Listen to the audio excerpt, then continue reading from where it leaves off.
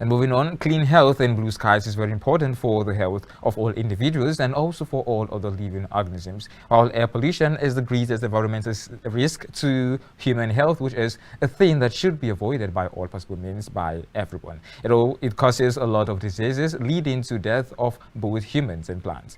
Our correspondent Omotolani Ajiboye brings us more on this report. Clean air for blue skies is important for the health and day-to-day lives of people, while air pollution is the greatest environmental risk to human health and one of the main avoidable causes of death and disease globally. Estimated 6.5 million premature deaths across the world attributed to indoor and outdoor air pollution in developing countries. Well, air pollution is a very big terminology, and when I say it's a very big terminology, the fact is that it encompasses so many other things.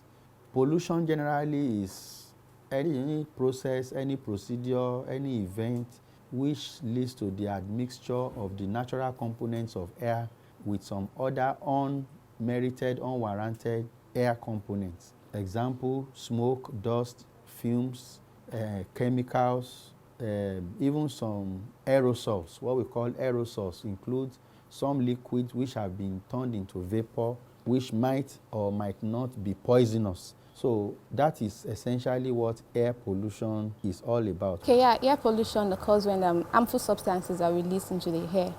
And all this comes majorly from human activities, although there could be some natural occurrence, but it's majorly from human activities.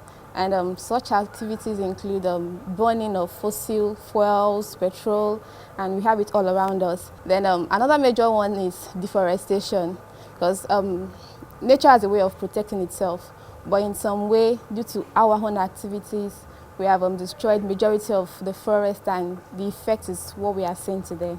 Society bears a high cost of air pollution due to the negative impact on the economy, work productivity, healthcare costs, and tourism, among others. The economic benefits of investing in air pollution control cannot be overestimated, and it must be understood that there is also an economic rationale to act, and that cost-effective solution exists to address air pollution. Maintaining an healthy environment, especially with air pollution, is very important because the effect of the pollution has boils back to human being, and not just human being, to livestock, to the vegetations and everything.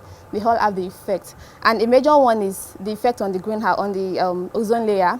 The introduction of these gaseous, of these gases in the ozone layer, have a way of depleting the ozone layer. They are called the greenhouse gases, and the effect boils back to we humans on the earth as a way of one of the effects is we have a hotter temperature, unlike before now.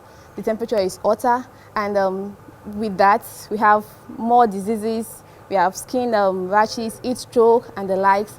Then there are also release of acidic rain that affects not just human beings, but the aquatic life and also our vegetations. Then also have a way of increasing a few respiratory tract infections like COPD, that's chronic obstructive pulmonary diseases. It increases asthma. And then lately there's an increase in the incidence of cancer.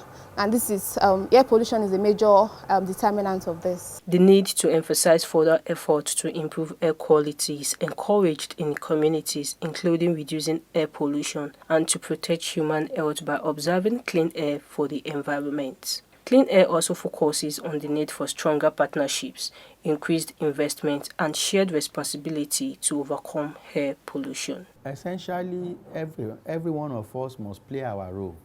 If you don't have to drive, bike, trek, or use an electric vehicle, okay?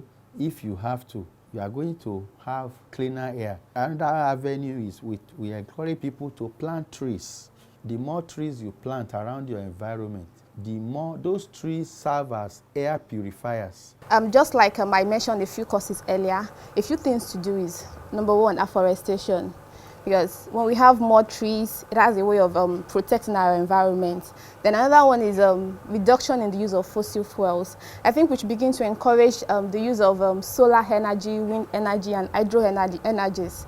And I think this can actually be achieved by an individual. That's to do with more government policies and the like in ensuring that things like this actually come to place. Like I mentioned, afforestation, limit the use of fuel energy, fossil energies by using wind energy, solar energy, and hydro energies. Then keeping the environment safe, especially burning of refuse. Also, is also a way of air pollution. So reducing that to the barest minimum, we have a way of affecting the air and the sky. Working together across borders and boundaries between sectors and beyond silos will help reduce air pollution, leverage finance and investment towards air quality measures and solutions, and provide many benefits. Also, improving air quality can enhance climate change mitigation, and that climate change mitigation effort can improve air quality. Omatolani Ajiboye reporting for Kaftan Television.